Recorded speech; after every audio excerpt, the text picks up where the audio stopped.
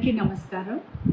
అయితే ఒక బాధ్యత గల మేయర్గా ఈరోజు గౌరవ ముఖ్యమంత్రి రేవంత్ రెడ్డి గారిని ఆయన నివాసంలో కలవడం జరిగింది. 3 ఇష్యూస్ మీద. ఒకటేమో స్టాండింగ్ కమిటీ ఎలక్షన్స్ గురించి, రెండోదేమో జనరల్ బాడీ కండక్ట్ చేయాలి అన్న విషయంలో, మూడోది రివ్యూ మీటింగ్స్ గురించి. అయితే ఆయన కూడా అవన్నీ విన్నాక చాలా సానుకూలంగా స్పందించారు. మీ అందరికీ కూడా తెలుసు, ఒక standing committee elections every year కూడా జరగాలి. సో నవంబర్ లోపల మా స్టాండింగ్ కమిటీ టెన్యూర్ అయిపోయింది.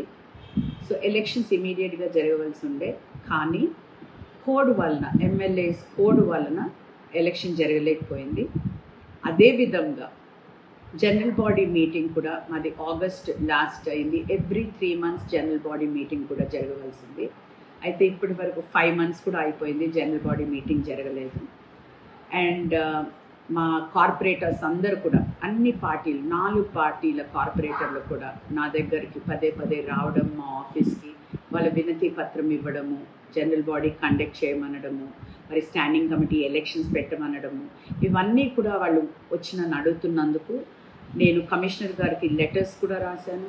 నిన్న కూడా ఒక లెటర్ పంపించాను. ఇప్పటి వరకు కూడా మాకు ఏమీ రెస్పాన్స్ రాలేదు. కాబట్టి నేను స్వయంగా ఈరోజు గౌరవ ముఖ్యమంత్రి గారిని కలవడం జరిగింది. ఆయన ఇమీడియట్గా కమిషనర్ గారికి ఫోన్ చేయడం కూడా, నా ముందలే ఫోన్ చేయడం కూడా జరిగి ఆయనకి ఇన్స్ట్రక్షన్స్ కూడా ఇవ్వడం జరిగింది.